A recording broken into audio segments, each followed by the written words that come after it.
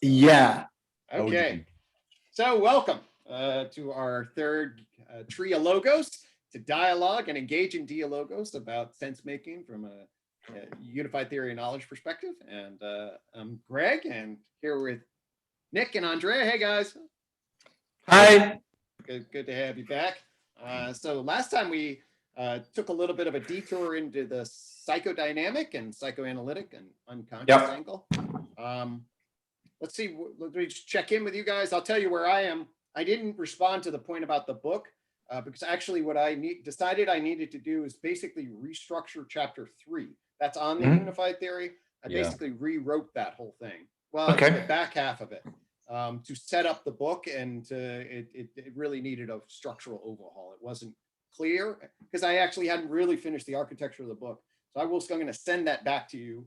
And then I also need to actually update the chapter 5, which is on the tree of knowledge system summary, but that then leads into the rest of the book so that I now see that. So I'll be back in touch with you guys about that. I really appreciate your feedback so far. It's been helpful. And that's why I haven't just proceeded, because I'm actually in a redo there. So are the things that I'm very much right now, and certainly I saw Nik's comment on the list about ontology, epistemology. I'm certainly tied into that, and so that's somewhere where my head is these days. But I want to open up, see what's alive for you, and where we want to go in terms of today's conversation. Yeah. So I have one question, but I don't know if you, Nik, want to go first. I'm going with the flow.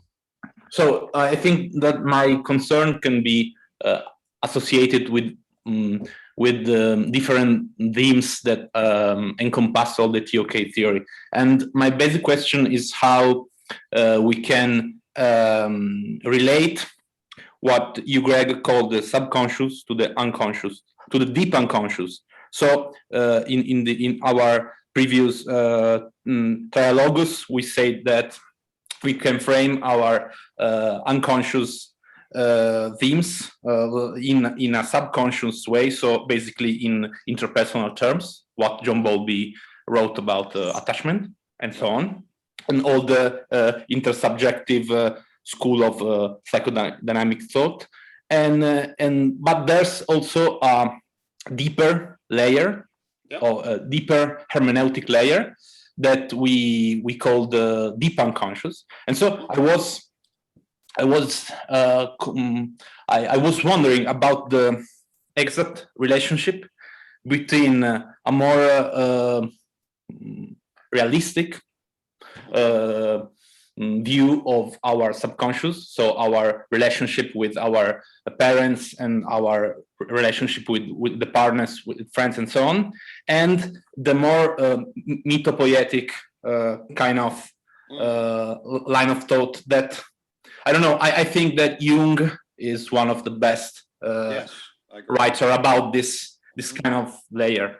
And so I was wondering how we can connect onto epistemologically these two different layers. And I was wondering, what are your thoughts about it? Yeah. I think that's a great question. I think there's a lot to be done and said. Go ahead. I just have a comment about this.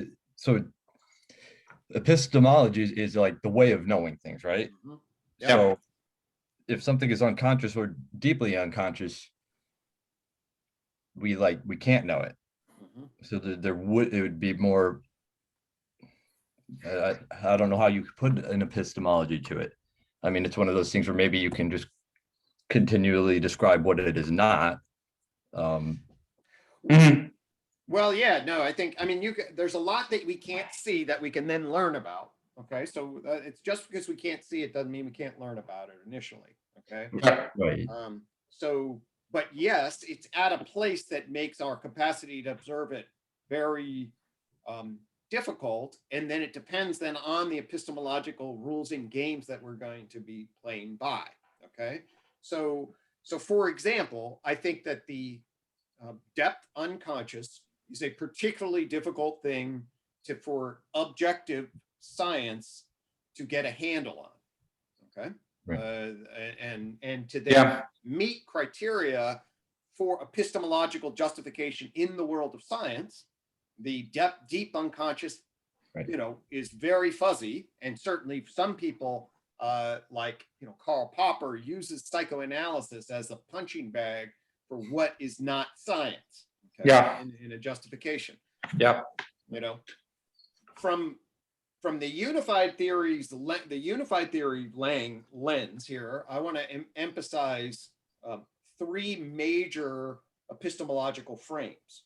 Okay, and really I'm going to add a fourth, but this is my I-quadratic aspect monism formulation. Oh boy. Mm-hmm. Sorry, it's a mouthful, right? But it comes from the I-quad coin. Okay. Yeah. But quad's going to mean four. All right. And the four frames that I am going to advocate for is a subjectivist frame first. Okay.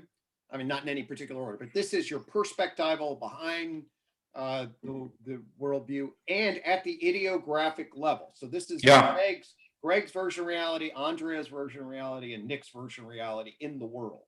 Okay? Yeah. So there's that. That's a particular epistemology. Okay. Right. And then it plays by a set of rules, and it answers questions like, hey, for me, does my wife love me? Right. That's okay. Yeah, I think so. And there's good evidence for that, but maybe she's having an affair. I mean, you could just, I know, I'm not taking that seriously, but I'm just saying at the level of, there are all these ideographic real world considerations. Then there is this objectivist world, a particular then refined objectivist view is the condition, is science. Science is our best objectivist epistemology view. And that tries to factor out the ideographic subjective. And it factors out the values of the mythopoetic, which is going to be the third one, the socially constructed. This is what our identity is nationally. These are our values. This is what we should be trying to do in the world going forward. So that's the third, is the intersubjective, socially constructed, which should play by the rules of the mythopoetic justification. Yeah. Okay? And that's what philosophers used to call the second person perspective. Yeah. Yep, exactly. That's Wilber calls it second person. It's lower left. If we go to Wilber quadrants, so Wilber quadrant, that's lower left, the we space of the intersubjective, and it involves clearly values and sort of how do we live collectively. The upper left is the I and the individual subjective, and then the right side at the reductive object level is upper right, and then right side big social systems level, start with the top and move down, that's lower right. So that epistemology aligns, and we have these different frames. So for me, what the Freudian on the one hand and the Jungian on the other open up a very interesting space in relationship to this with the depth psychology, depth unconscious analysis. My friend Alexander Bard is an intellectual deep Weber. He advocates for his whole philosophy can be framed as sort of a socio-analysis, okay? And he considers that philosophical art, all right? And what he means by that is he's trying to carve out a worldview, a mythopoetic worldview that is properly placed at the subjective and mythopoetic level that's consistent with science, but he'll take a lot of the ideas from Freud in particular, he's more Freudian than he's Jung, although he uses both, to then sort of weave what is the human condition and how to tie the individual subjective agent, he doesn't like the word individual, but the subjective agent and the mythopoetic frame of being, and how do we tell the story of that metaphysical picture. So he argues very strongly that psychoanalysis is best conceptualized through the subjective, what he calls the pathos, that's the subjective through emotion, the pathos rhetoric into the mythos poetic rhetoric, and psychoanalysis for him fits in that domain, and it shouldn't be thought of as a science, it should be thought of as a philosophy that connects the pathic into the mythopoetic, and it should be consistent with, or shouldn't be inconsistent with scientific claims, but it doesn't need to play by the same language game. That's his argument. I tend to find that to be pretty compelling. And they're not, they're boundary areas in relation to these domains that are interesting and confusing. But I like to consider Jung and Freud, the depth analysis of Freud, to be more in the domain of philosophy and the construction of our own understanding of our own subjective ideographic, absolutely, literature, and the mythopoetic potential of, you know, the kinds of ideologies that maybe should inform how we try to live in this world in a more pragmatic, aesthetic, moral sense, and things like that. Okay, so I think that in order to appreciate, I think, the deep unconscious line of thought, you have somehow open to non-orthodox worldview. Yep. Not at least non-orthodox. Unorthodox is not the right word. Maybe is right to say non-strictly scientific worldview. So I think you have to be kind of open to transcendence, I think, to spirituality, because in my subjective experience, I feel myself connected to some parts of Jung's thought when I'm more in a spiritual way. And so when I'm open to theories and hermeneutics that are not orthodox, and so I am open also, I think also in that moments I'm also open to a different ontology. I mean, I'm not in my physicist head, as you called it, Gregg, but I'm more connected to my spiritual feminine heart. And I think that in order to appreciate this kind of philosophical theories, you have to open your mind to non-scientific hermeneutic, I think. I don't know, Nicholas, Gregg, what do you think about it? No, I totally agree, especially with that last point. You have to be open to it because we know so much, but we've known for a long time that we don't know what we don't know. And the only way that we can only predict so much. So from that point of view, we have to have that open mind with this. Otherwise, we're going to stay within these epistemological boxes and we're never going to leave them. Simple as that. Totally. Yeah. And I think that we need to be this is one of the things about Enlightenment 2.0 that I certainly, and Wilber, if you follow Ken Wilber, he makes this very clear, which is that we need an epistemological pluralism. We need a capacity to recognize that each of these boxes, if you take an objectivist view, if your language game is objectivism and third person quantitative empirical, like that becomes the rule that legitimizes what is true, you now have set the grammar of your propositional understanding a priori. That's a metaphysical move. Okay? Definitely. Yeah. And now you're going to minimize certain particular aspects of reality that you then decide don't play this game, your subjective value, which of course at one level is like, why on God's earth of all the things to get rid of, that's the most important. Yeah. And from a subjective first person perspective, that is the most important. So it's completely limited, and not only that, it does what is, and it makes this is ought issue. Yep. So it's weak in relationship to the mythopoetic ought. So it's by definition a language game that on its own rules says, here's the boundary. This is what we'll accept as justifiable. This is our epistemological commitment. And it obviously doesn't complete everything. So why the hell I'm reading Sean Carroll's The Big Picture.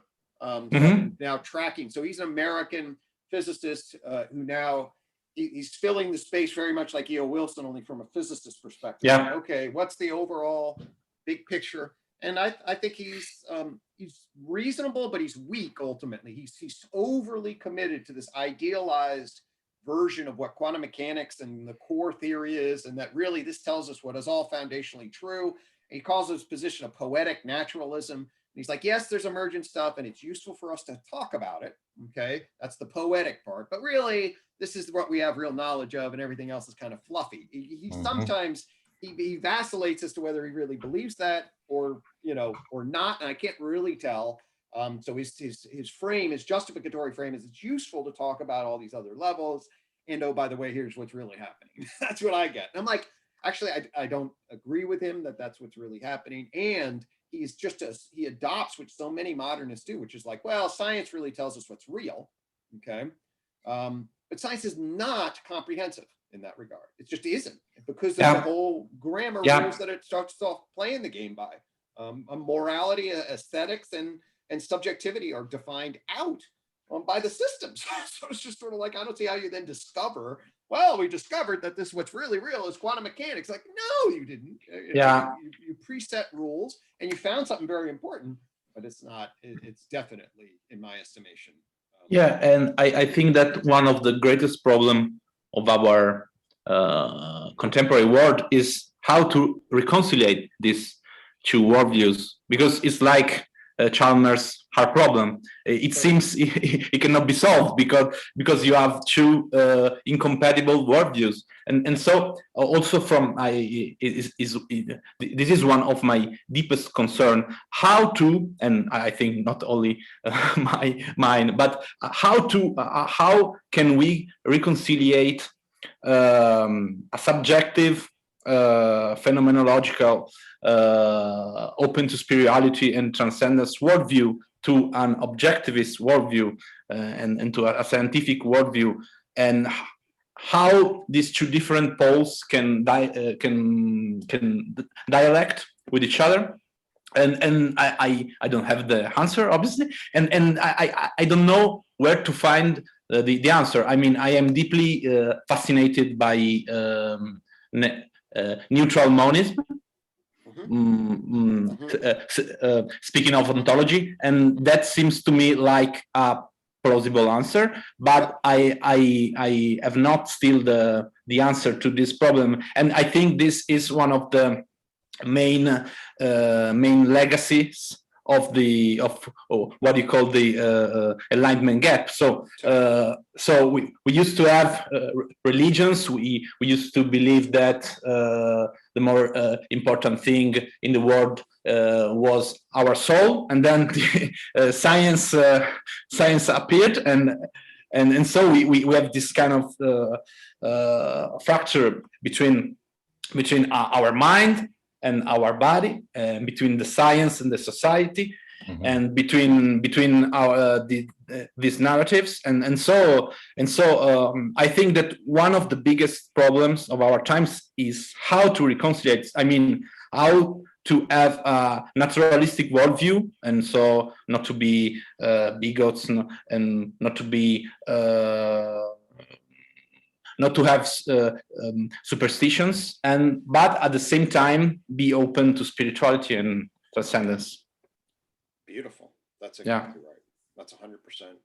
To me, that's Enlightenment 2.0. That's the big challenge. I was going to say, that's basically what TOK seeks to do, is it not? Exactly right. Yeah. Really, the UTOK, basically. I mean, the whole meta psychology is that. And in Dad, I have a diagram representation that I could pull up, but basically it says, yes, here are some major epistemological frames. Okay, one of objective science, modern empirical natural science generated a particular kind of epistemology, quantitative third-person objectivist epistemology, which then started a particular frame of an ontology, okay, about the way the world was, and that was important. And that way, then we gain truth knowledge about that. But it is only a particular aspect. This is what the I-quad aspect monism is, meaning that you are now adopting a particular knower frame, an epistemological knower frame, which is then has placed by certain rules about what is going to be emphasized and what is justified as emphasized as justifiable. And that's, if you preset the rules, then you're going to derive certain kinds of conclusions by definition from them, you know. And then the I-quad coin represents, so the TOK really then represents the modern empirical natural scientific view. The first branch, the TOK, that's like, hey, that's actually an enduring objectivist representation of the unfolding wave of behavior at the levels of matter, life, mind, and culture. We should think about the ontic reality that way.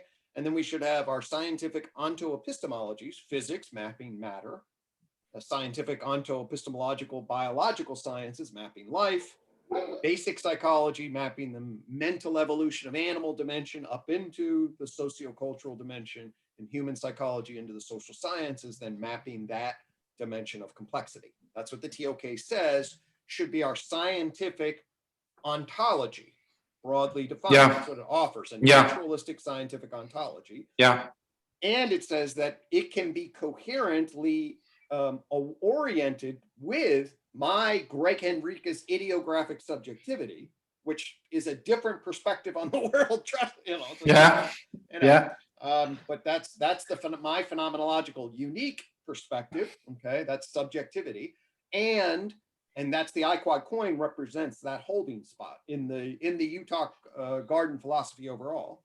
Okay, and then the garden itself represents the mythopoetic whole narrative. That's why it's the garden, a return to the gardens. Like, we need to bite off the tree of knowledge and understand science, but we can then reconstitute ourselves and return to paradise. Okay. The whole point is to transcend science. And then transcend science. Exactly. That's the whole fucking point. And to do so with wisdom. It's getting scientific knowledge and do it at the subjective level so that I live my fulfilled best life, and then be a good ancestor collectively. So we all up our wisdom game, and then, help our people around us and help our future children. I mean, that's in the planet. I mean, that's the whole picture. So there's the mythopoetic, tells you that, hey, how to live, and this brings in ethics and virtue and deontological and whatever, all the moral shit. Then there's a subjective idiographic, and the whole idea is to create a wisdom ethos. You need all three of those. You need all three of those epistemological structures, and that's actually the three of them. The fourth is then, so that's I-quad aspect monism.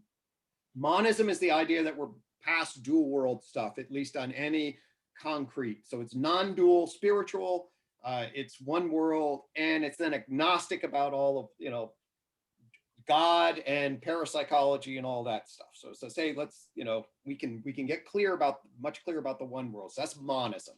And we can specify, it's like, well, the Big Bang triggered something, and we're in an unfolding wave of causality. To add a whole nother substance is really metaphysically, it's a shit show. Because as soon as you say, oh, there's a whole nother substance, it's, we've been dealing with that since Descartes. So monism at a coherent, metaphysical coherent level, we need basically monism, okay? Some kind. We clearly need emergence. So it's monistic and emergent. All right, that's our scientific ontology tells us that, as far as I'm concerned. Okay, and we need to realize that as human knowers, okay, we have these different frames. We have the subjective perspectival frame of the individual. We've created an objectivist quantitative frame through science, and we always had a collective justificatory narrative. Those are all. And then the other interesting epistemological angle is a transjective pragmatics. It's basically American pragmatism, and the idea that, in John's view, you can angle knowledge about how you interact with shit over time and whether you demonstrate pragmatic or transjective mastery. And those are the four. Then you get a subjectivist epistemology, an objectivist epistemology, an intersubjectivist socially constructive epistemology, and a transjective pragmatic epistemology. Those are the four epistemologies. Each then can be used to aspectualize an emergent monism, and they're properly placed for different kinds of frames. So if I'm fighting with my wife, or if I'm having a great time with my wife, that's in a subjective idiographic. Science doesn't, I'm not violating the laws of science, but science doesn't say anything about that. That's it's her of subjectivity, my subjectivity, and the mythopoetic values that we live in. We can default to science if we have some sort of objectivist claim we want to try to dispute, but that's a totally different language game.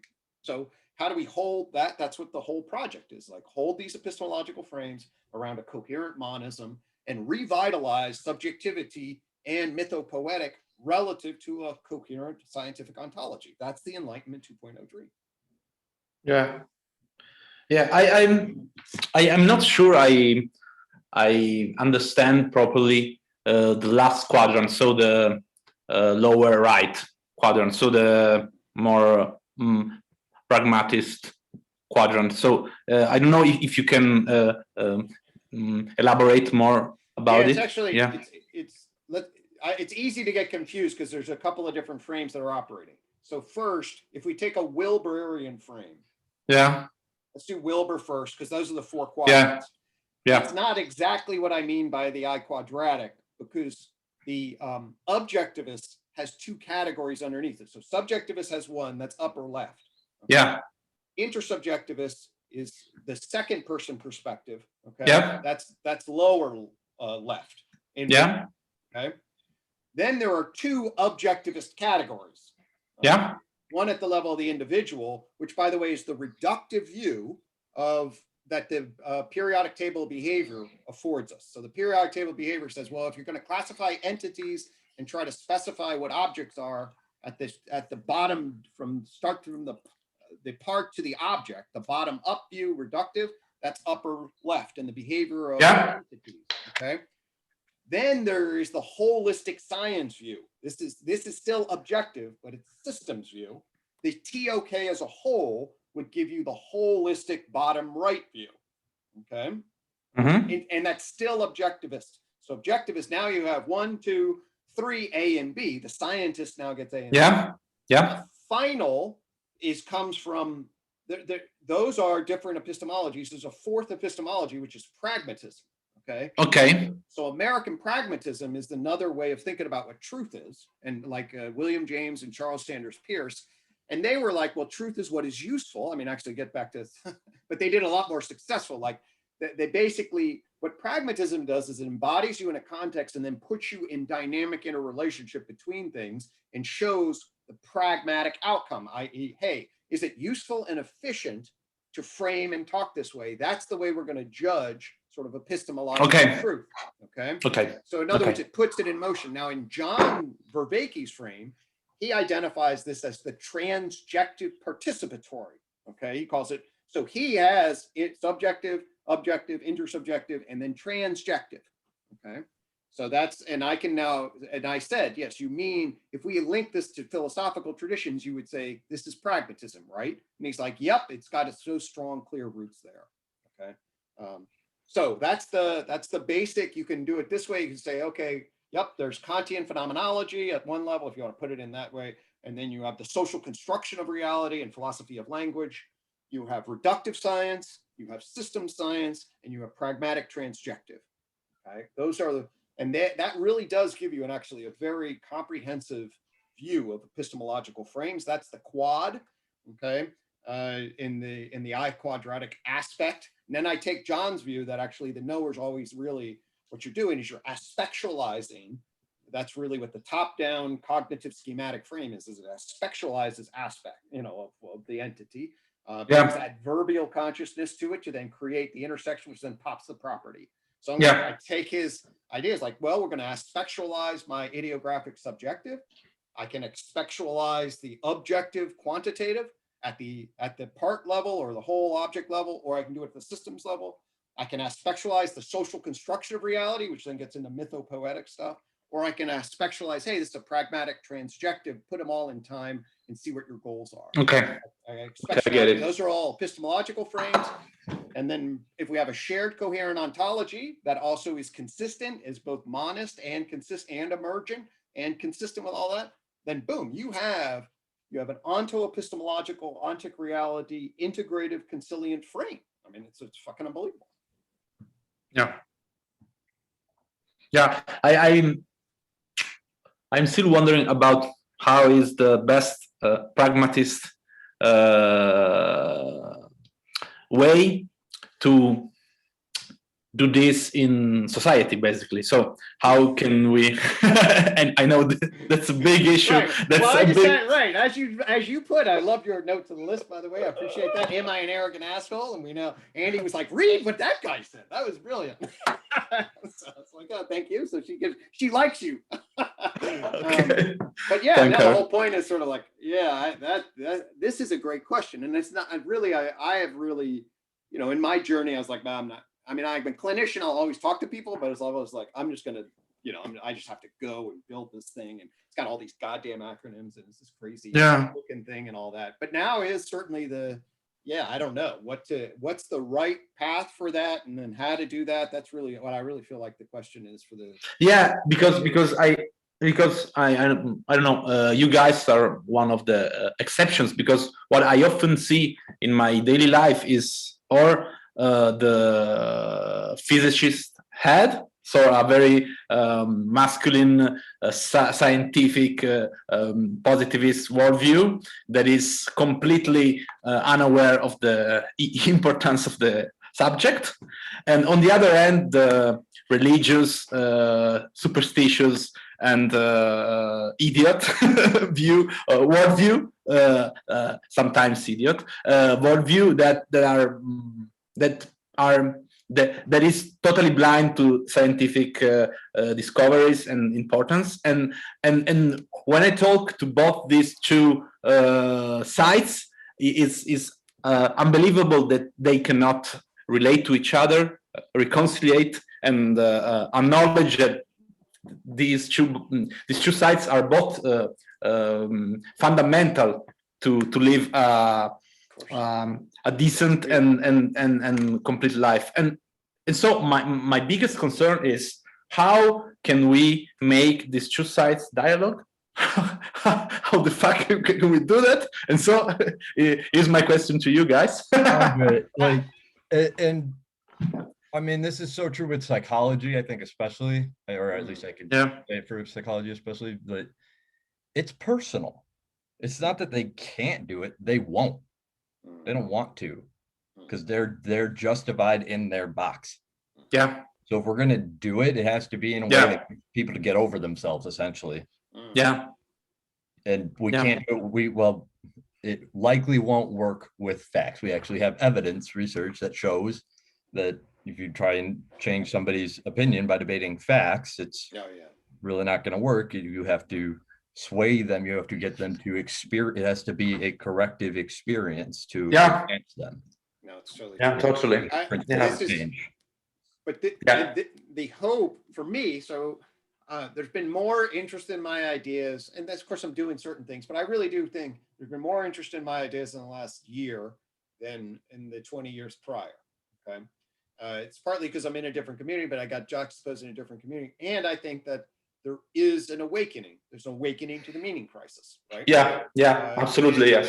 And so people feel that, and then COVID accelerated that, right? So COVID's are sort of like, so they're really, our hope, I mean, or at least to go to Nick's point, which is that the system needs to wake up and start to be motivated. It's got to have a motivated drive that it needs something upgrade, needs something new, a recognition that this is constraining and incomplete, and I'm ready to grow out of whatever shell I'm in. They need that. That's if they don't have that, there's no motivation, there's no energy there. But if there is a motivation and there's a collective motivation, okay, that's what we need, and that I do think is starting to happen. Like there's starting to be a collective motivation.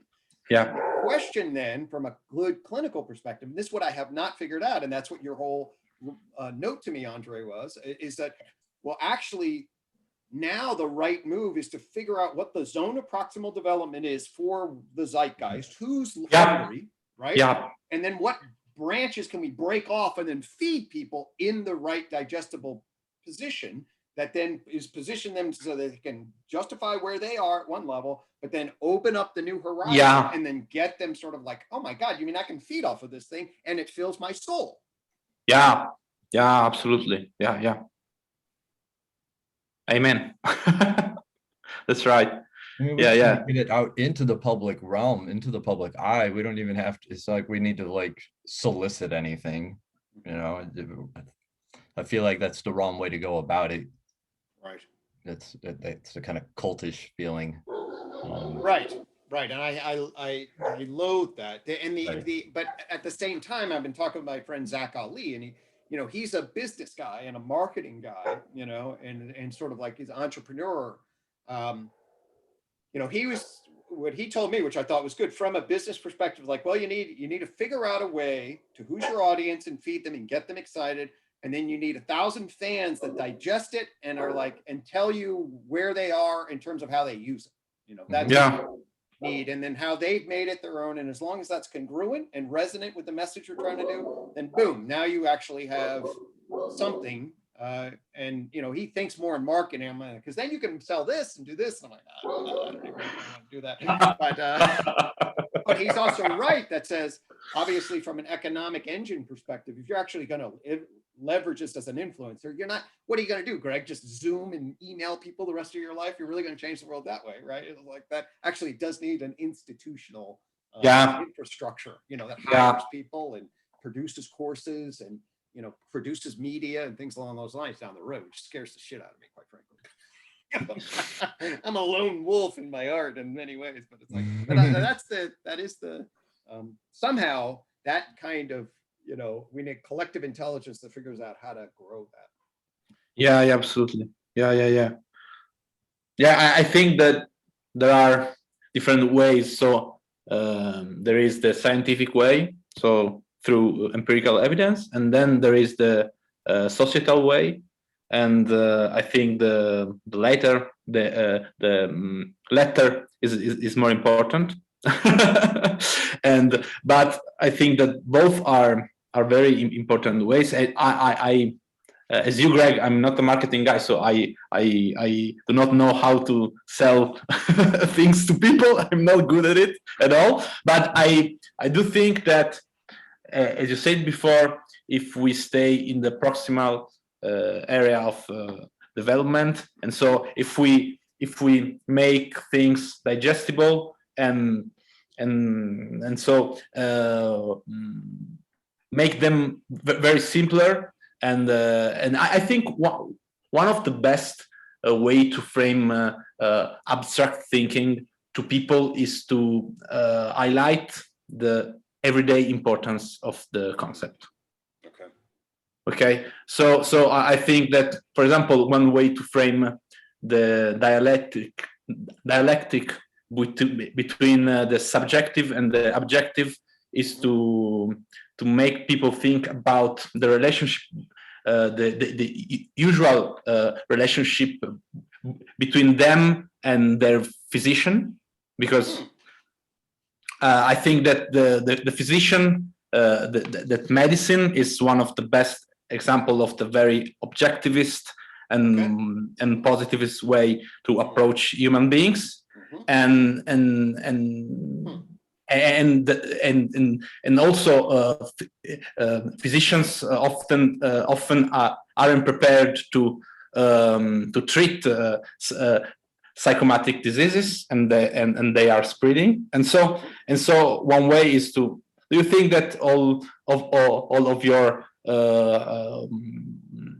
well-being and physical and psychological well-being can be treated properly by a physician? No, because medicine is still in the old paradigm. So you need a new worldview in which maybe there is not a psychologist that is separated from a physician, and there's a big issue, but it's just a single profession that is both interested in both the physical, that is a reflection of the object, and in the psychological, that is a reflect of the subject. I think that this is one of the way this issue can be framed.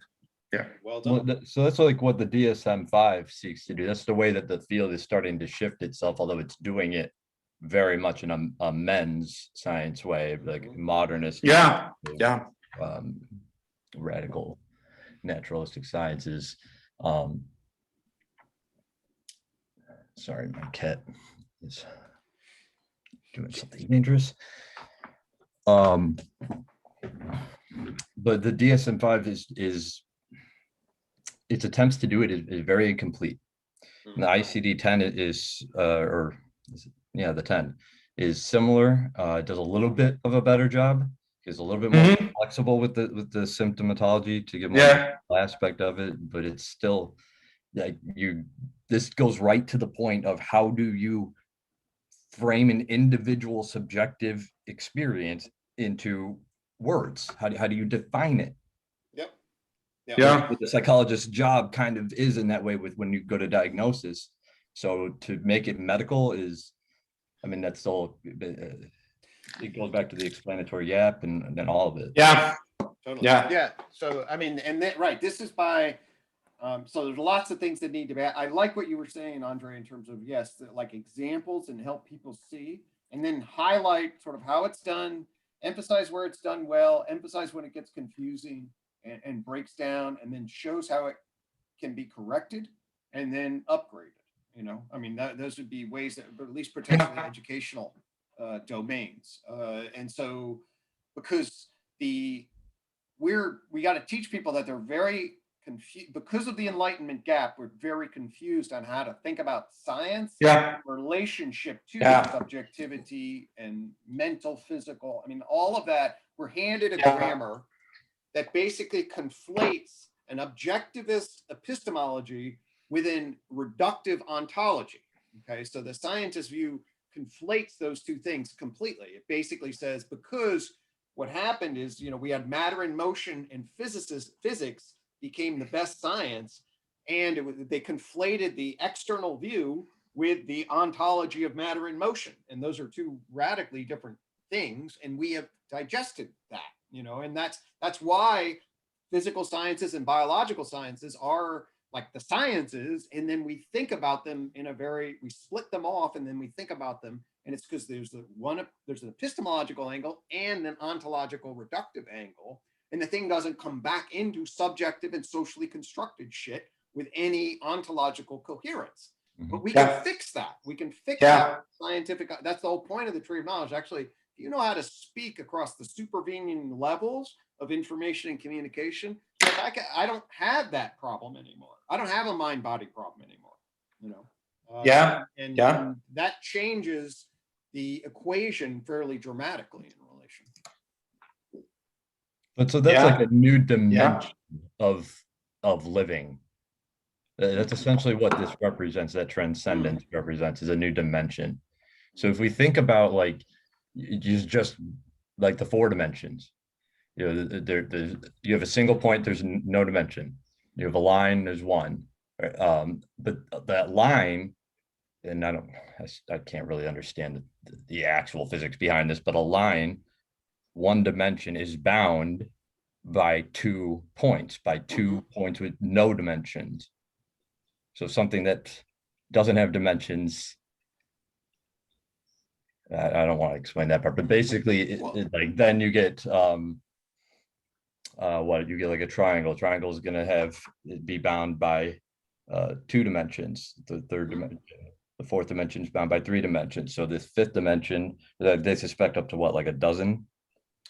Well, if you get into string theory, then there is a number of different, there's 14 and 26 variant, 14 dimensions, 26 are the dominant string theory. But that's a whole another, and I'm not string theory. Basically, what I'm trying to say is we need to figure out exactly where the edge of our dimensional limitations are.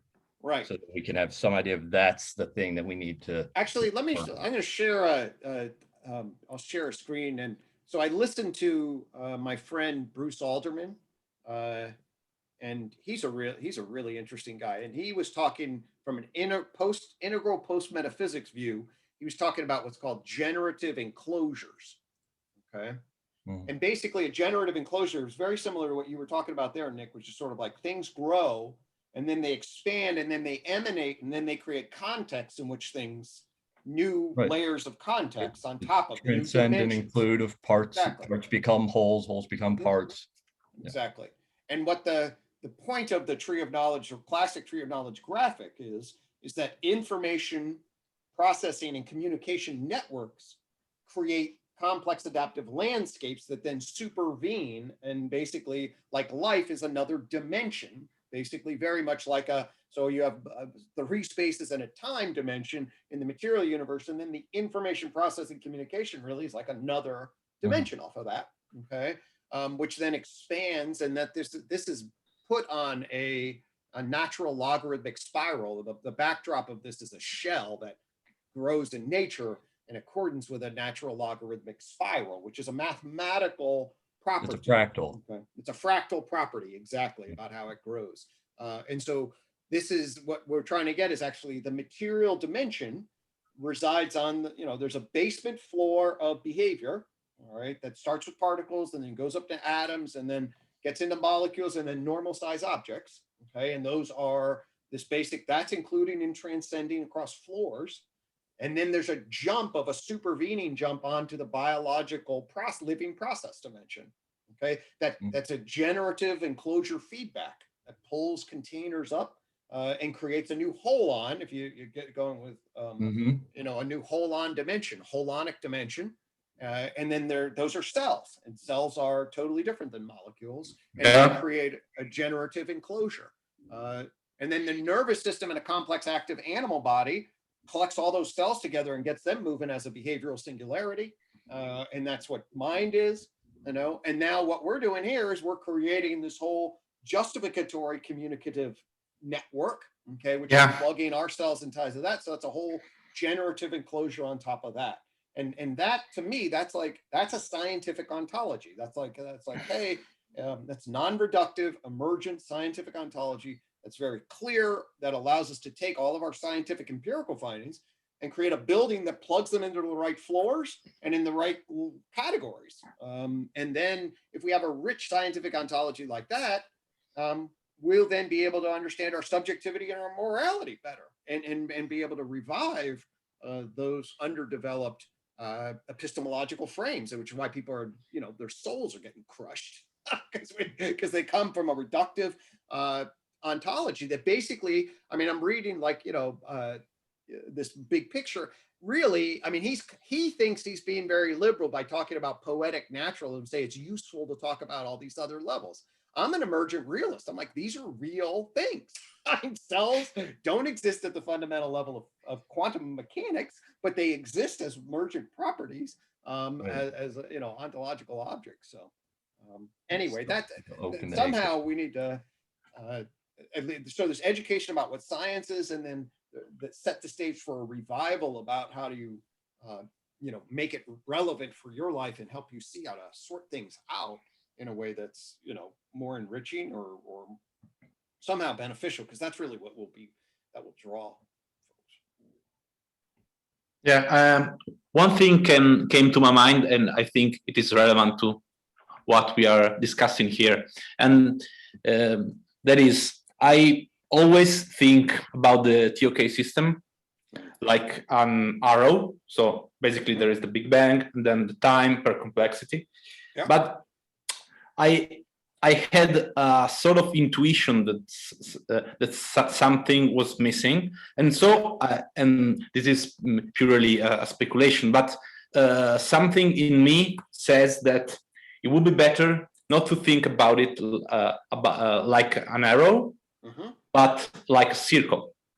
Yeah. Yes. Okay. Yeah. And so I think that this is somehow connected to ontology and to the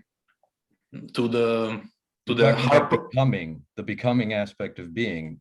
Yeah. Requires a cyclical version of time to create that feedback loop. Yeah. Otherwise, you have the bypassing and the pre-trans fallacy and all that nonsense. Yeah, because even though the TOK system is an emergentist approach, the basic reality is still physics. Okay, and I don't know. There is something in me that is not satisfied with that. And that, but I do not have an answer yet on how about to reformulate it in a circle. But something in me says that this could solve the problem of ontology. So,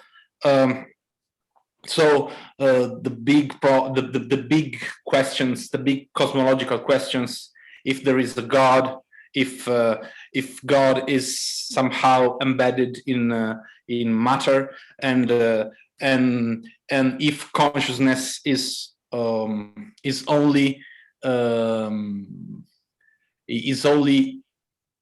associated with the third plane of existence. So if you cannot have consciousness without life, basically, okay, and I don't know, and this also links up with the with the physical theories about the end of the cosmos. But I don't know. I still don't know how this pure intuition can be fruitful somehow. But by what is most important to me is that I do not think that an arrow is the best way to frame the cosmos. Yeah. Right. So there's the arrow of time. That's an arrow, and so there is an arrow dynamic. I will say that certainly the ontology of the TOK is an emergent wave of complexity building feedback loops. Okay. Mm-hmm. Yeah. Totally. That things happen that then create that there are causal loops whereby you act and then new relations appear, and then new relations as they appear change the field of effect as they unfold, and that happens. That's basically what it depicts. Is reality are these emergent properties that, because causes have new things happen as new things happen, and then they actually impact the way things happen subsequently. You know. And each of the joint points, by definition, is a variation, selection, and retention joint point. So it is every one of them complexity building feedback loop, at least at that level. So certainly, I would say that yes, it's an emergent ontology that has cause-effect loops in it, and indeed the entire structure really is the neg-entropic property building complexification of those feedback loops.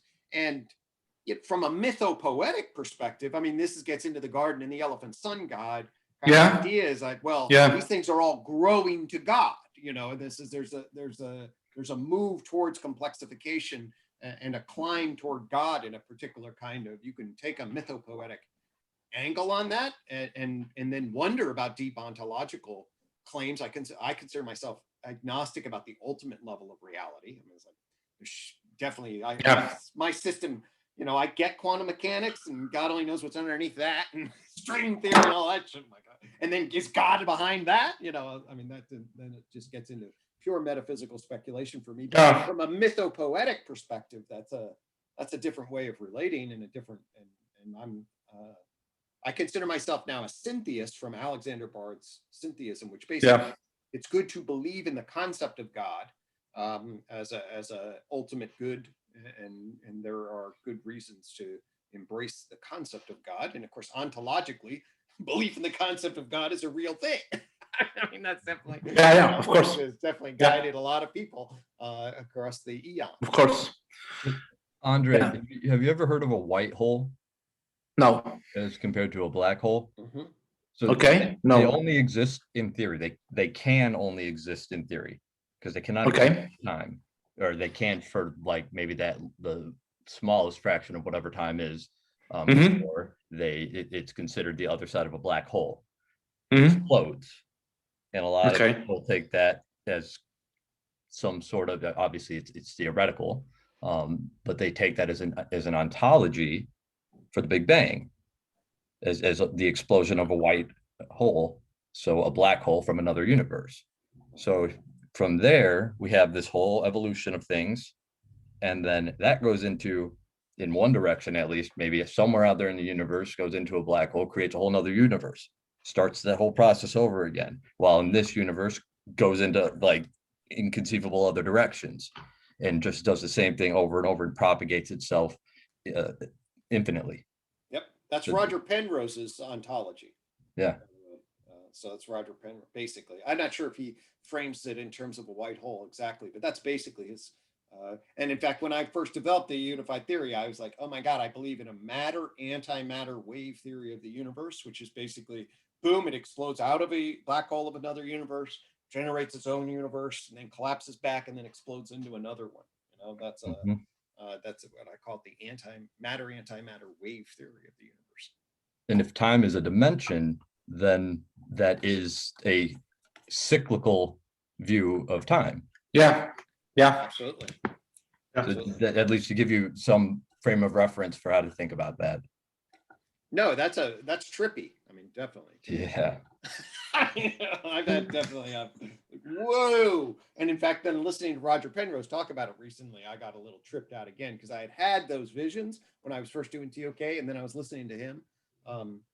In fact, I then found his book, The Road to Reality. I found a synchronicity in his Road to Reality that I developed. It's one day I'll tell you about. It's great. I was like, I ran up to my wife and kids. I was like, look. I said, look at this. And his Road to Reality. And everyone's they're like, I don't even know how to make sense out of you, Greg. But anyway, I knew what I was saying, and it was like a kid in a candy store. And what I am wondering about is that in order to have mind, and so consciousness, as we call it, you have to have a brain. So you have to have physics and matter and then life. And I don't know if there can be a mind without life, but I don't know. I don't want to get too metaphysical. But what is fascinating me is if a different unfolding wave of causality can derive not from the physics bottom, but from the opposite. I don't know if I made myself clear of and because that's my concern. Mm-hmm. Well, Go ahead. Go on. I mean, I think there definitely many people wonder about that in various flavors, and I think it's a very important thing to wonder about, and I think it's really, it opens up a lot of different interesting angles. Now, for me, depending on what, and so I'm hesitant, like, well, there's a lot of different, there's cosmic consciousness angles, and there are other kinds of top-down causation kinds of frames. The tree of knowledge is pretty liberal in terms of its top-down. It actually, I think that most physicists and natural scientists hate the concept of strong emergence. Okay, so they're sort of strict, and I think what are called greedy reductionists. That's like, well, really, it's good. Okay. Then there's good reductionists, which is sort of like general stratification, and then like I consider Sean Carroll a good reductionist. Okay, but still a reductionist, basically. Although he allows for emergent, he thinks of it sort of definitely just in weak emergent terms, and you can tell his real ontology is at the core theory level. That's where it's really real. Okay. Sorry, Greg. Weak versus strong emergentism is epistemological versus ontological. Is it a synonym or not? Yeah, he's close. He definitely emphasizes more epistemological emergence because he's like, and pragmatism. He's like, well, it's useful to talk about it for us humans, even though that's not really a real domain. And I think that's, if you're a realist, especially the new areas of realism, like critical realism, object-oriented ontology, speculative realism, variance, I think they're pretty critical of that view. I think that you can take an ontological view of, a cat is real. It doesn't exist at the level of physics, but it's real.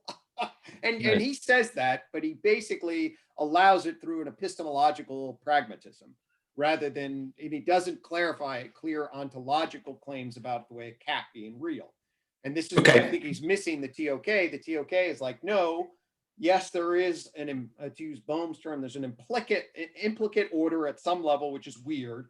But then the material universe and the living universe and the mental universe and the cultural universe, those are all real information processing property ontological entities. In fact, that's all the ontological entities we care about, really. I mean, and those have real, and it's not just useful ways of talking about them, but we actually have scientific ways of talking about them that can make transcendent realist claims. Although how transcendent, my qualifier is if we'd have to find some alien intelligence and see what they think is real. Really outside our human frame, but I'm basically a Bashkar critical realist when it comes to my philosophy of science, and he emphasizes ontology pretty strongly. So the tree of knowledge says, yes, we definitely need property emergence. Okay, that's a lot of what's going on, is that things are interacting at the level of property. All right, that's ontologically real. Weak emergence is the idea that collections of entities give rise to new phenomena. So cars, in and of themselves, traffic does not exist at the level of a car, but lots of cars generate a new concept of traffic. Yeah. There's no wetness at an oxygen with 2 hydrogen molecules. That's not wet, but 25 trillion of them give rise to a class of water or whatever, and that's wet, and it quenches your thirst. Okay, so those are new properties. Virtually everybody is at least acknowledges that variation of weak emergence, which is that multiple aggregates then behave in patternized ways, which then create resonant frequencies and create those patterns, and then people vary about how to consider what those are and at what level. Okay, so that's the emergence reduction that most everyone agrees on. The tree of knowledge, by its visual depiction, shows pretty clearly there are 2 kinds of emergence. Okay, one is within each dimension. Yeah. That complexification is one, and then weird shit happens when they jump into a whole nother dimension. So it's what I call in the periodic table. There's levels. Okay, part, whole, group, in context. Well, that's weak emergence, because it's aggregate functions that give rise to new properties. Yeah. Then, boom, you have information processing communication systems that create supervening, and I believe supervening top down.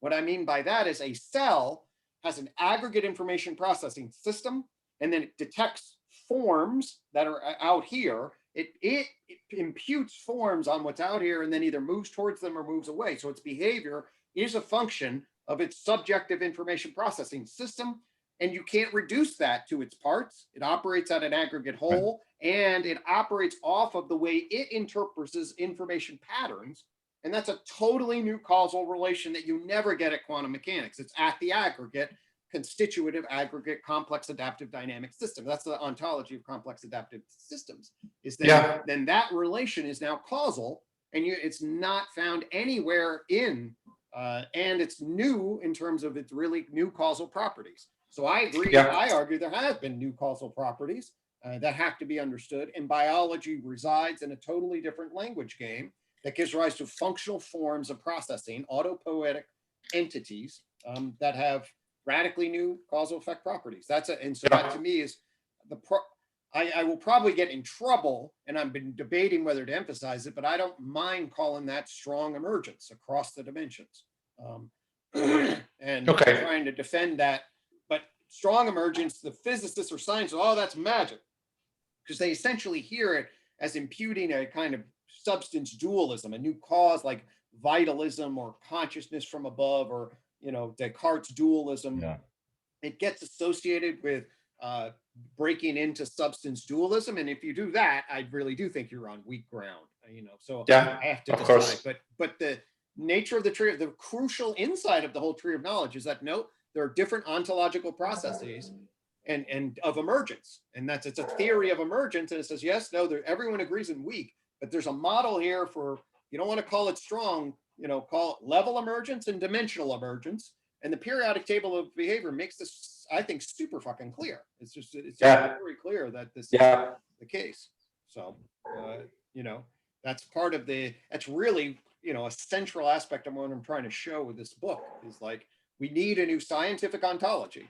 And the tree of knowledge affords this, and it can now, with it, we can actually solve the Enlightenment gap and stick physics and biology and stick psychology effectively on top of it and stick the social sciences effectively in relation there. And then boom, we have an emergent scientific ontology that actually resonates, doesn't reduce to, but resonates with our subjective ideographic and mythopoetic. And, Enlightenment 2.0 is a conciliant meaning-making system across those different epistemological frames. So is this why you call it the digital age? Because like I'm imagining like growing up in the future, and instead of learning the periodic table of elements, I'm learning the periodic table of behaviors. I'm learning all of it. Yeah. Like that's so much more and so much more efficient.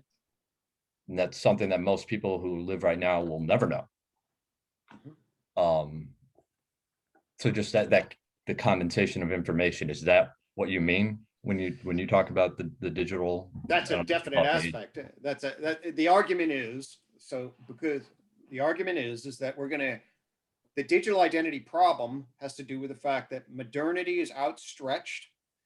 We've exploded information. One of the great challenges is a sense and meaning making system that consolidates information. Okay. And we need to upgrade our understanding quick. Periodic table of behavior for scientific ontology, the periodic table of behavior is a beautiful immediate upgrade that's totally consistent with what science says. Okay, it just says you reductionist people are overshooting, and we actually have a way to categorize. The periodic table of behavior is the second floor. The standard theory of elementary particles, the first floor. And then chemistry is the third floor. And now we jump over to biology, which is genetics and molecular biology is the next floor, then cell theory, then the group, then we have animal, and then we have person, and then 12 fucking floors and levels by dimensions. And now you can organize the scientific ontology that everyone agrees nature stratified, but they don't understand how. The tree of knowledge teaches you how. And if you have that, now we can say, well, what is enduring scientific knowledge? Ontological knowledge, not epistemological knowledge. And that's a big fucking difference, because mostly science is this epistemological tool. Oh, we're going to study shit. We're going to ask science the question, which basically means we're going to apply the quantifying and experimental methodologies and critical thought of science. Like when the COVID breaks, okay, we say, well, what does the science say? Well, what they mean by what the science says is they're going to start doing studies on, well, is this effective? How many people get sick? That's all epistemological scientific method stuff, which is good. But we also have everybody walking around with a scientific ontology, right? If we had everybody immediately have a periodic table of behavior, everyone could immediately know what a virus was. A virus exists between the 4th and 5th floors, which is between genes and cells. Okay, a virus is an in-between kind of construct. It's an interesting construct. Is it alive? People debate about it. It's a bunch of RNA program shit that then gets attached to a cell and then activates itself and then co-ops the cell. So it's a in-between. It's not complicated from a TOK perspective. If we were all walking around with a periodic table of behavior, you would have already learned that viruses are between the 4th and 5th floor of our stratified nature of understanding. And that would be so much cooler. Like, oh, it's like, and we can then upgrade what is true and sense make much better on the true side. And of course, then good and beautiful are also embraced. And then we'll figure out how to do good and beautiful from a more complete picture of truth. Yeah, so I'm gonna do the devil's advocate and say that maybe the TOK can still sound too objectivist, because eventually, as I said before, the basics of reality is physics. So if I am a spiritualist, I am not, but if in this fictional example I am a spiritualist and I ask you, so what do you think about soul and spirit and so on? What do you answer? Yes, so so I am a spiritual naturalist. Okay, my belief system is an agnostic, atheistic, syntheist. Okay, an agnostic meaning I do not know. I don't have some capital T truth insight in the ultimate nature of reality. Okay. I am atheistic in relationship to, it means without belief in personal God specifics. Okay. So if somebody says, hey, this is the kind of God I think is true, I generally am skeptical of those things. Those don't resonate with me. I'm skeptical of them. Okay. I'm a syntheist in the sense that I believe that the concept of God, to the extent that it shines an idea of what the liminal space of the good is, or some ultimate concern, and that should organize us, and that humans are oriented towards that kind of organization in terms of their nature. I'm all for that and embrace the concept of God that way. Okay.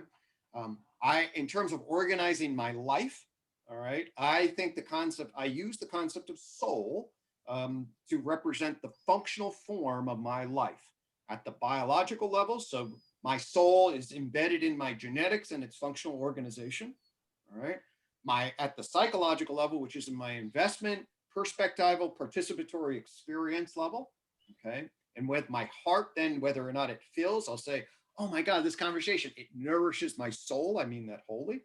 Okay. It means I'm learning new. It's a good dialogos. It's good relationship. I'm learning new stuff. I feel like I'm growing. I feel like you can say my soul is growing. Okay. Spirit for me then is the more transcendent moral value and ultimate concern. Okay, so my spiritual self is to the extent that I will then, my ego and soul, those are like more connected. It's like, well, what are my concerns? And hey, how am I getting along with my friends? And, all of that, that's sort of soul work. And when I do psychotherapy, I do soul work. But my spirit fundamentally then is what's the beyond the ego and the transcendent in relation, transcendent concerns of goodness. And I think we need a philosophy of life that transcends the ego, or at least we need to think deeply about that. And those are, so my elephant sun god is the placeholder, and the garden, these are metaphors for mythopoetic placeholders for what would be good, what we could become, what we can strive for, and what are the ultimate values or transcendent concerns that we have, and how to align my soul with those spiritual concerns. And that's my spiritual practice. Like, hey, I hope my everyday life also then transcends and is also aligned with that transcends my ego and what would be the ultimate symbolic good. Yeah. So in TOK meaning, you basically think that God is above people rather than below people. So or not? Am I? Well, and in my own garden philosophy, yes. I mean, that God turns into a particular holder of a concept, which for me then is sort of would be a concept related to the ultimate good. And for me, that does, and I think for many people, but not necessarily for all, the way I am constituted, both in my own, the mythopoetic socialized culturalization, it's sort of, yes, I get vertically arraigned and look up. I think that's pretty common for God, but that's certainly not necessary. There'd be lots of ways I get it. through that. And certainly if somebody said, well, actually for me, God is the cosmic, beingness itself upon which we come out of the white hole into the singularity, and the void out of which material substance emerges is the ultimate ground of being. And that's what I relate to in sort of a nirvana perspective, or Ken Wilber kind of ultimate being grounded spirituality. I mean, for me, that's a deep, pure metaphysical mythopoetic angle. And so, yeah, that could relate. That's nothing. That's the nature of the mythopoetic. It's sort of like, where does your, subjective schema, and then what orients you in a particular way? And there'll be lots of different ways to shine of that schema. Yeah. I'd say that in a mythopoetical terms, we can reframe entropy and order as God and devil. So I think there is not only a good God. If God exists, in my opinion, is also evil. And so, and this resonates well with the mythopoetic narratives of humankind that always depict a good God versus a devil. And so I think that would sound great for me. So that there are two basic forces in the universe, and you can frame them in mythopoetical ways as the God and the evil. I think that's basically, if we go back to then some of the original stuff we were talking about, I think that's basically what Freud is doing with Eros and Thanatos. I mean, the love and the negentropic constructing, joining, pulling together for complexification. And then there is the Thanatos, the death instinct, the fundamental destruction.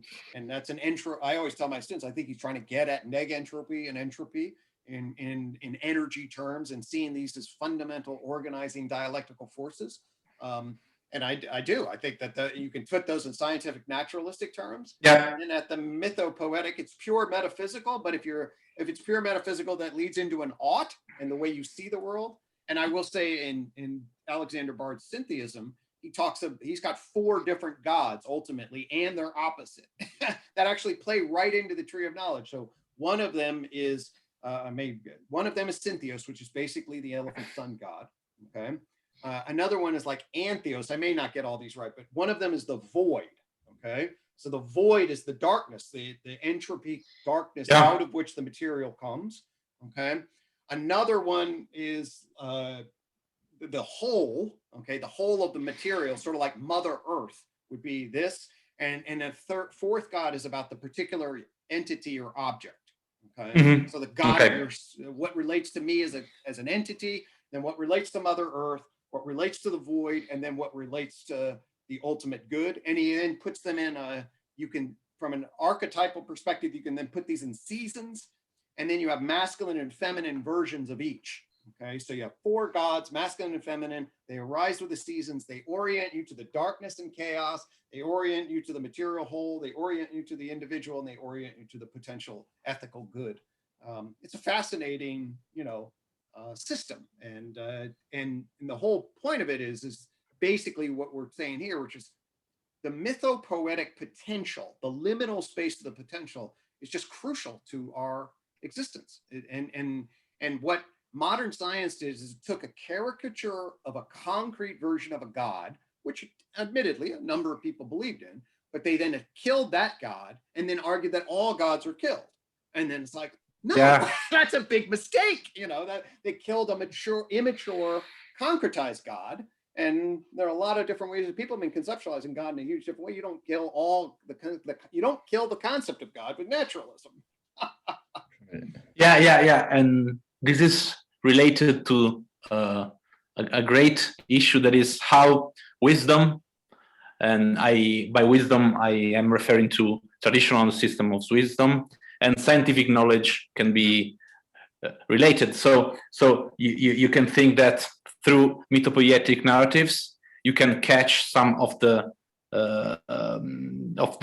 deepest truths of reality. So I think that as I was saying before, the dialectics between good and evil can be framed in physical terms, and also a problem is that as you say, the scientific narrative underestimates classical mythopoetic narratives, and I think that's pity, because in simpler terms, wisdom used to exist before scientific knowledge.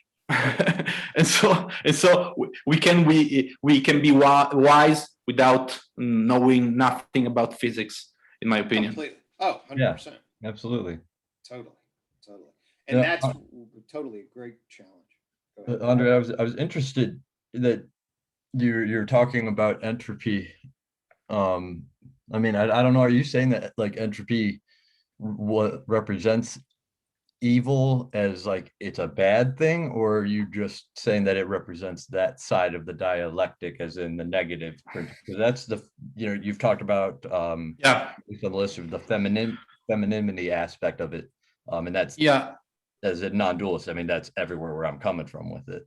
So I think that entropy is, so I am saying that entropy is the negative, evil side of reality. In the human sense, by human sense, I mean in the sense-making system made by humans. So entropy per se is not an evil thing, but if you think about the etymology of devil, and in Italian is clearer, because diavolo is the same thing as devil, and there's a Greek word that is diabolus, diabolus in Latin, and the meaning is the thing that separates things. Mm-hmm. Okay, Absolutely. so that's the same thing as entropy. So Absolutely. the growing disorder. So creates complexity. If you think about the etymological meaning of devil, that is who separates things, you can clearly relate to the physical meaning of entropy. That is basically the concept that separates complex adaptive systems that fight to be a whole, an organized whole. I don't know if I made myself clear. Totally agree with that. That's I mean, in non-duality, the basic separation, identifying with I, with the ego, in the very more folk psychology sense of the word, is like the root of all suffering. It is the devil in that. Yeah. Well, so yeah, no, that makes it much clearer. Thank you. You're welcome. Yeah, and I I think we should just be reminded that the whole academy still has the humanities, for the love of God, right? I mean, It have, sorry, the academy still has the humanities. I mean, there's all of the art and all of the narrative and the stories that we live our lives by, and the way in which we make sense. I was listening to Zach Stein talk with Timothy Frecky on what is life, and Zach was like, man, for him, it's not that it's devoid of meaning. It's like the world is saturated in meaning, oversaturated in meaning. And I think that's every bit as a reasonable and scientific, analytic, angle to take. And so my basic point is that I absolutely believe Enlightenment 2.0 needs a scientific ontology that does not negate and drop us into core subatomic particles. That's silly, I think, at multiple levels. From within the game, it plays itself. And at the second time, we need to re-nourish the soul of the subject, and we need to reinvigorate our mythopoetic spiritual sense-making systems. And there are ways to create much more conciliant harmony. In fact, the unified theory says, hey, tree of knowledge, I-quad coin, garden, all of that is clearly anchored to different of these epistemological frames, but has an entire system that is conciliantly coherent between them, even though they of course emphasize different things depending on what frame. And if we could upload that sense making, and then gain people the appreciation for these frames and gain conciliant interface between them, I think that's a huge deal, and necessary is too strong, but the digital world is going to be super overloaded with information. So we absolutely need sense-making systems. And if we go back to the whole, well, what do people need? If we can help them so we don't want them to feel, like, oh, well, they're clueless, and I'm worried. I come across some of that way, but if you can say, hey, it's a really confusing world out there, and we need enduring knowledge of base reality. I'll use Daniel Schmachtenberger's term. I like that. And science helps us with enduring knowledge of base reality. The tree of knowledge affords us a scientific ontology, okay, that actually can reinvigorate our souls with full integrity. It's a better system than Sean Carroll's version of reality, or E.O. Wilson's, and it's more authentically available to make us to be congruent with our everyday concerns. And if that can get out, I do think there's a desire for that. There absolutely at some level is. Yeah, I was wondering about how can we teach a TOK spirit. So I read your I can't remember the name, but it was something like the quest of the scepter or something like this. Yeah. Okay, so my question is, do you think we can teach to children even the basics of TOK, of the UTOK spirit, and so to nourish this kind of sensibility? Yeah, totally. I mean, what do I mean by that? Certainly, if there were a bunch of me's that got together and built a school, go from preschool up until university, doctoral level training, university. Oh wow! Absolutely. I mean, and in fact, my kids actually, they grow up with it, and at times they're able to see it better than my colleagues. Okay, and the reason they're able to see it better than my colleagues is because they don't have a lot of old beliefs that make things a lot more confusing. I mean, one of my proudest moments as a father was when my oldest daughter, Sydney, was 4 years old, and out of the blue, Drew and ran up to me and shared with me and had a rock and a tree, and then a mouse and a person. And she's like, look, Daddy, your work, rocks, plants, animals, and people, right? Great. Yeah, that's Well, right. That's it, you know. And so I still have that. I framed it. I have it at my office, that picture. Wow.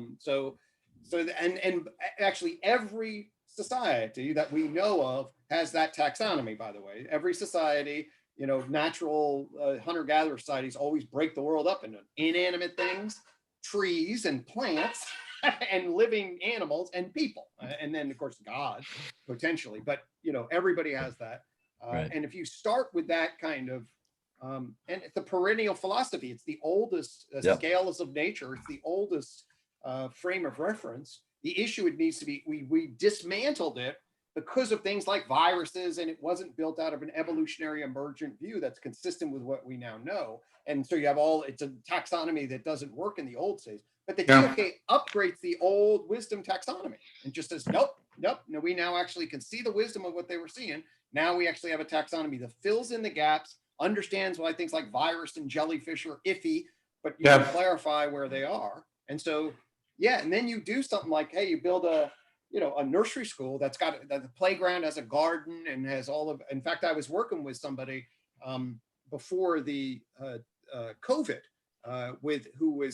he was in industrial design, and we had another early elementary educator at the JMU, and we were game planning how you'd build like a nursery school. So he would have potentially assigned his students in industrial design, they were going to make things like flowers, the stepping stone, the seed that kids could then play with, and then little blocks around the tree, and you pick it up and you drop them in and you do all of that.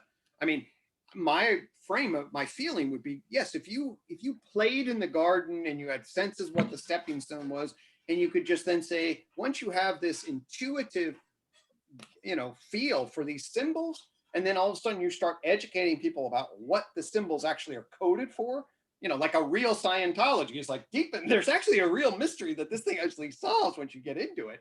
And then it's like, oh my God, so the stepping stone actually, in Allman High School in the 11th grade high school, stepping stone stands for Standard Theory of Elementary Particle Physics. It's like the foundation of our physical universe. And you open that up, and I don't know, I believe that would be very powerful and would really embody their understanding of it. And it would be, of course, organized around these three domains of here's objective knowledge, here's mythopoetic knowledge, here is subjective knowledge, and here's our ultimate ethos. I mean, that it would be all integrating the educational system between all of that. Yeah. So, Greg, what occurred to me as you're saying all that is really like one of the most fundamental shifts that needs to happen, not in the sense that Rob Scott uses the word, is understanding that science does not exclude the mythopoetic. Right. Because people misunderstand that all the time. And even I realized, like, I just took all of that for granted. When you were saying scientific ontology, I was like, wait, that's more than just third person. Mm-hmm. Of course it is. But we have this jump right to it. So understanding that science is more than just men in lab coats and, the extreme. Totally. No. And that's the big tragedy of modernity that right. And Wilber gets this. He's very clear on the flat line and the excessive of this epistemology and the separation of it, and then the ownership of it. And then we have to then the message is, we really are just atoms in the void, but you can create whatever bullshit narrative you have. You worry about that at the end. And it's just like, no, it's a complete misunderstanding of many, many different features. I think it's really, really devastating. And that's the whole point about the tree of my experience. And in fact, what was I actually concerned about? Wise living as a psychotherapist, which you're tossed in the real world with real suffering, and you're then given it how that you're going to actually have a pragmatic, transjective, morally informed way of being, which is like, I hope to enter this world and help you, accept suffering and grow in an adaptive way. And I don't know how the hell to do that, but I'm going to try. Yeah. And that's the ground of And that's the ground of our human reality more than anything. There's nothing that takes that away. Yep. It doesn't change that. The issue is, how do we actually have an objective frame that organizes all of that? And so we just don't have folk sense making, which then ends up bullshitting a lot of stuff and is not deep and clear. There is a way to harmonize both of those. Definitely. That's the whole, that's the idea. That's so you can bridge. It just amazes me that we have all the information that we already need. It's just not the right ways, and it's because of our own freaking stubbornness. Right. Yeah. Well, and then they got modernity institutionalized. Yeah. And then once it gets institutionalized, then you have all the money, all the power. You look at Foucault. Foucault will tell you right now, it's like, well, power and knowledge will get fused in a particular way, and they'll be very resistant to fundamentally re-narrating that. Yep. And then and it will be like, well, this would be a whole nother power grammar. It's like, well, sort of. But it is a free power grammar that organizes knowledge and tells you how to fill your soul with no strings. So that's not bad. I mean, that's like, it's like, of all the power structures that we're actually going to, I don't want any control. I just, it's actually a feminine therapist heart that is this origin of like, oh God, people are suffering and they don't need to be, and it sucks. Let me see if we can help. Yeah, and I think that raises another issue about ethics. So if you wanna educate someone, you are concerned with ethics. And so I was wondering about the position for values and meta values in the UTOK system, and how we can reconcile also more Western worldview with other worldview. Yeah. Totally. Yeah, and so, what do you think about? Is there is it possible to build universal values? I know this is a very big question, but I believe so. Do you think? I think we've already more or less done it if we pay attention the right way. So we can have this be the final topic. I know people have to go, but yeah, this is. I was very convinced very early on. There's still time if you want. We can go. If you want. Go to like 215, 220 or so, right? Mm-hmm. Yeah. Okay. So I was convinced early on in my master's program that, and I don't think it's a hard task, that psychotherapy is a value-laden enterprise. Okay. And they didn't emphasize that to me in the clinical science world. They were like, well, your obligation as the best epistemic knowledge, and then the science tells you this, and then your obligation is to apply these truths to the context. But pretty early on, it's like, wait a minute, if I have to say what is good, what ought to be, okay? So the psychotherapeutic context is then this environment where you actually know it's bad to suffer, or it's bad to suffer this way. If you're trying to kill yourself, I'm going to try to help you. In fact, I might control you from that, because I don't think it's a good idea for you to kill yourself in this state. That's a bad outcome. It's better if you gain insight. Just wait a second. I'll come back in a minute. Sorry. This is an interesting question. The whole role of ethics in science. I was just talking to somebody about I had let them borrow the Lucifer effect. We were just talking a little bit about that. We don't know these things until we screw up. No doubt. Here I am. Sorry. No, that's okay. Okay. So the issue of because of psychotherapy. And that's where this started, the issue of what human value is. I think that psychotherapy is a great place to wonder about human value. Because it's like, well, what's the individual's values that you're there, and you're there to help them, but you're also then a member of the state, right? And then, and you play a particular role, and then you have your values, you have the state's values, you have their values, and then how do you make sense out of all those different kinds of values, right? If somebody came to me and they said, oh my God, I got suicidal thoughts, help me stop this, I help you. If you say, hey, I've got homicidal thoughts and I want to go kill this person, help me learn how to kill this person without getting caught, We don't say, oh, okay, sure. no problem. This is, you want to wipe your hands down and you want to know this is how the legal works. And plant these seeds, no, we don't help people out at all. Yeah. And it's like, well, why not? They want to kill them, so there's other people and they'd be happier doing it. It's like, well, because we have values. It's like, so what are those? And then, I asked it because I was like, well, we have justification systems. And yes, I do believe that there are two foundationally reasonable to cleave kind of justification in terms of justification that describe states of affairs as facts, okay? And justifications in relationship to you impute what you want to see as value, all right? Those are two different good classes of justification. And I think Hume is basically right in arguing it's very difficult, although it's complicated, but to separate the ability to derive ought from is very tough. And then we have created the institution of science to develop some objective descriptive is angles, but that doesn't kill values or make them wrong. Yeah. It's a different language game. So for me, then the issue is, well, I want to then find, are there universal values, okay, that I'm referencing? And I make there are three big moral theories, okay, that you have theories of morality. One is what I call moral absolutism, all right? Moral absolutism is the idea that the universe hasn't been imbued with real, or moral realism is another way of saying it, but that there are real moral elements in the world independent of human beliefs about them, okay? So that's one. And I use the example of Star Wars and the light and dark force.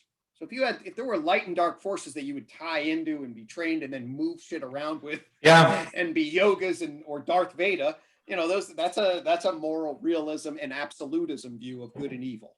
Okay. Then there's a pure relativist view, which is basically, nope, well, people just build them up and all you do is build them up and whatever somebody says, and Hitler's got his version and you've got yours and there's nothing to say about that. All right. Yeah. That's extreme moral relativism. I believe there's also moral universalism.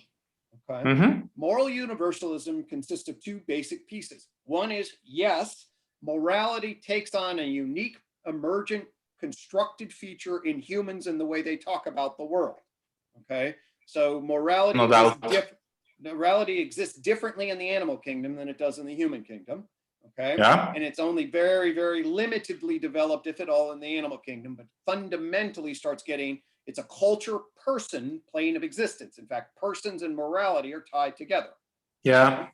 And then the issue is, well, how do people tend to think about it? And I argue there's an enormous amount of consistency across culture at the highest levels of abstraction. Okay. Meaning that no culture says, hey, if it's fun for you to dribble a baby's head on the pavement, go for it because it's entertaining. Cultures don't do that. Okay, if somebody does something that has a lot of injury, they'll essentially justify it. Even somebody like Hitler justifies the removal of the Jews because they're diseases and they're defective and they hurt you and they contaminate you. Okay, so you have to justify it defensively, and you don't just say it's good to cause suffering. Nobody says that at a high level. They always justify control through some other negative.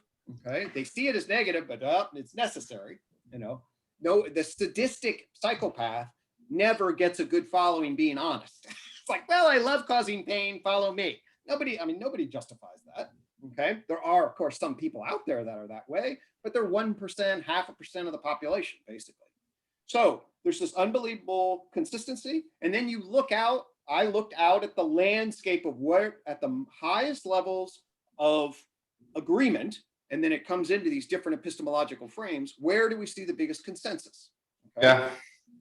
The United Declaration of Rights is the most consensually agreed upon document in the history of humanity. It happens in 1948 after World War II, where it was like, yes, World War II is bad. Okay, that bad shit happened. We all agree on that. Yeah. Right? We all agree on that. And then we have to prevent that. So we have to prevent indignant injustices. That's what everyone agreed on. We can't let somebody in power that then perpetrates indignant injustice. And then essentially, then how do we create justice? Well, the fundamental thing is human dignity, which is basically kind of a tautology that says we have to start value by investing in respecting and honoring people as having dignity. And that's what the United Declaration of Human Rights is. And it says, well, if you say people are dignified, and there's an enormous agreement about what does it mean to be dignified, okay, versus not raped, shipped away to Auschwitz, that's obviously indignant treatment. Everyone can Call see it the that. golden rule. Exactly. So you then have fundamental agreement that there's human dignity as a starting place for justice, fairness, and treating people with respect. So that's the first meta value. It's like, well, we'll confer. And yes, it's a little human exceptionalist. I think that humans are more valuable than squirrels. I'll say it. If you're going to run something over, as brutal as it is to run over a squirrel, don't run over a 4-year-old, run over a squirrel. That's if you got a choice, I'm a human exceptionalist that way. So then humans have dignity. I believe they're incremental dignity. Like if you're a thief or if you rape somebody, that's a loss of dignity for you. If you do something unbelievable, like Tom Brady, as much as I annoy him, unbelievable dignity in the football world. It's just his skill set. It's annoying, but there it is. That's what you're trying to do, and he's able to do it, right? So that's incremental dignity in terms of your accomplishments and doing something to confer respect, and fundamental dignity that this is where our starting point is to value. So we value valuing in an abstract way. Yeah. And then there's different states of living, which is there's dysfunction and distress at biological, psychological, social levels. And then there's healthy functioning and happiness at biological, psychological, social levels. That's the concept of well-being, and we want to reduce suffering and enhance optimal functioning. And that's actually the mission of the World Health Organization, is the enhancement of well-being across biological, psychological, social levels. Turns out well-being was a complicated construct. That's why I applied my unified lens to it, so I could then see what the hell it was, and then actually was able to extract, it consists of subjective, embodied in a functional organism, and then in an environment that is valued or not based on an evaluator. And that's the nested model.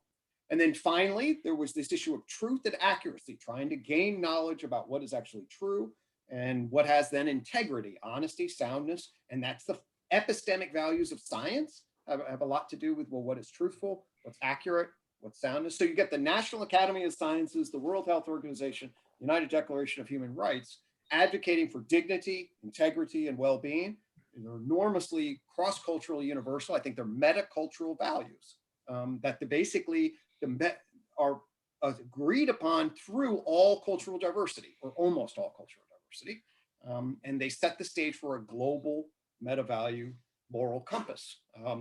And at the same time, I don't think that you could come at it through, I'm an integrative pluralist on this, so that I'm saying, hey, you can go from a number of different angles. Love, for instance, and various wisdom, you could have different kinds of meta values that see this thing. But that's the way I find those big three to be very, very so I agree with you, but I'm interested in the distinction between a person and a squirrel. So I think a lot of animal rights and I don't know philosophers like Peter Singer would disagree with you. So why is human life more valuable, literally more valuable than a squirrel life? What do you think so? It's just sameness. You're going to protect your own kind before you protect the other. It's going to be a biologically imprinted instinct. Okay, so you argue that is simply a function of inclusive fitness, basically. Yeah, I mean, you could probably override it, but I don't. I think that that's not the only justification I afford. I argue that there is that complexification offers good reason to value something. Okay, so and indeed, I argue that my morality aligns with the tree of knowledge in an intuitive sense. Like, I don't care if I go up and dig up a hole in my front yard. I don't really care that much about that. Okay, I don't care too much about the grass that I am injuring. If I accidentally jam my shovel in and kill a salamander, or worse, a frog, I will feel guilty about that. Yeah. because a frog has potentially, he's on the, we can dialogue. Does a frog have a conscious experience of being? I think they feel pleasure and pain. Yeah, of course. And that makes me feel I feel significantly more guilty. I've ran over a toad on a lawnmower last year. I remember it to this day. It's like, oh God. Okay. So I confer more value to the toad than I do to the grass blades. Okay. So they're up there. And then if the higher level of conscious complexity, if I killed a dog, I'd feel worse about that than killing I ran over a raccoon once. I remember that. That was brutal. And when my dog died, when I had personal attachment to the dog, that was tough. If my dog Benji died, who I really have a very strong attachment to, that'd be really brutal. But if you ask me, am I going to kill my dog or my kids? I don't hesitate. I would kill Benji before I'd kill any of my 3 kids. And I would kill Benji before I killed my neighbor's kids. What about a stranger? I would kill Benji before I killed a stranger. Okay. Definitely. Okay. Now, if you were to say it'd be really complicated, and I think like you do these thought experiments. So somebody in, India dies that you never have any knowledge of, or you kill your dog and have all of your family know that your dog died, but generally humans beat animals. I mean, and indeed, if you don't behave that way, the law will find you. Like if you swerved and ran over a 4-year-old as opposed to the squirrel, our community will come find you and they will lock your ass up.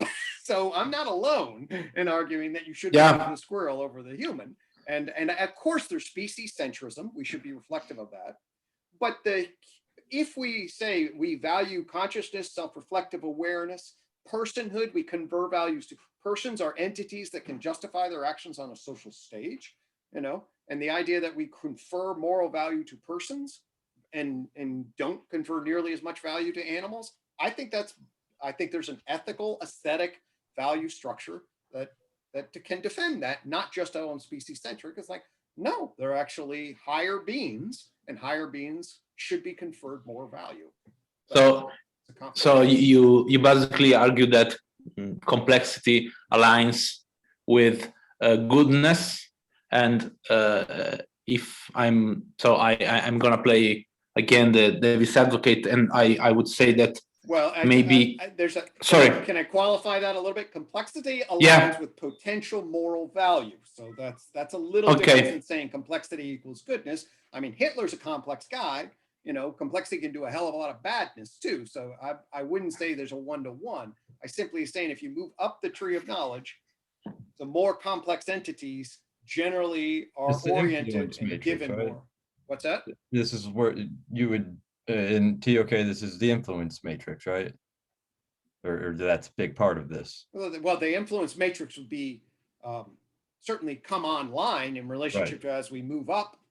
I mean, here's Benji right now. He's enjoying my connection. He has a socio-emotional relational system. I feel both that attachment, and that's part of what I want to confer value, and he's tracking on metrics. And a frog has significantly less of that, although I think that's one level down in experiential, so that's bad. A slug, less than a frog, and a jellyfish, I really didn't. If somebody fried up a jellyfish, I mean, I'm a meat eater, by the way. I stopped eating pork and beef because I felt very guilty about it. Okay. I still eat chicken, and I feel guilty about eating chicken. I'll say that online, but I do. Okay. Because I think the animal rights activist could say that.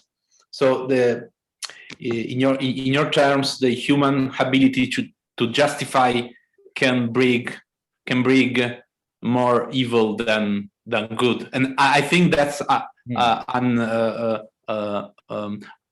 ideological claim, but it is true that the human ability to justify can open to the rationalizations, and so to a hell of problems, like you mentioned Hitler, and so they basically justify. Right, I stopped eating pork because I read Yuval Harari's Homo Deus. Okay, and Homo Deus or Deus basically is about the digital age, what's coming, and 100 years from now, we may be creating superhumans who look at us the way we look at pigs. Okay, and that's a fifth joint point, emergent demigod through the digital. That's a bare possibility, and certainly consistent with that. And so then he asked, how do we treat pigs? And he's an 8-page summary of what the human, and from a pig perspective, we are unbelievably evil from a pig perspective. I don't deny that at all. I certainly. It's a Radiohead song that you like, Andre. Sorry? Is it Fitter, Happier? Yeah, Fitter, Happier. So. Like a pig in a cage on antibiotics. Yeah. I mean, the way. In fact, Tom York doesn't eat meat, or at least he didn't use them. Sorry, Greg. Go on. No, I mean, and I stopped. I don't know. I've had pork maybe once or twice since then, but I stopped eating pork as a function of that thing, because I basically, I don't know if I actually cried. I was the guilt and the shame and the injury. I mean, I encourage you to find that. You read it. It's just like the numbers. And I believe that pigs have a richer mental experience than my dog. Okay. Yeah. And so now you pick hundreds of millions are getting slaughtered every day. The way they treat the mothers or anything, and they're social animals. They just jam them in. And it's, I don't want to like slavery, but it could be the kind of sin where if we could get out of eating meat, and then you look back on us, and then you we were basically really immoral. I believe that completely. And I also think we should call ourselves at times verbals. Okay, this is the term I use for us. Okay, verbals rhymes with gerbils, our unique capacity to talk, but from the vantage point of all the other big mammals, it was a disaster. I mean, the fucking verbals infested everywhere and took over everything and killed them. So if you're a mammoth, you're super freaking pissed, of course. Definitely. All the other big mammals got crushed. So I don't have any difficulty stepping into the sides of another conscious being and say we sucked from that vantage point. Yeah. And we should, if we're morally sophisticated, we should be able to do that. Now, I think we can justify. I'm glad there are a lot of humans around, and I think that that's generally a good thing. I also think we're treating the planet very poorly. I think we have a much better ecological sensibility and treat other creatures better than we certainly have. And I played my role in that. I feel like I am guilty from that. I grew up in a system that was mean and unthoughtful to many sentient beings. And I got infected with that attitude. I try to undo some of that. I take, like spiders, I don't kill them. I bring them outside. I still kill houseflies though.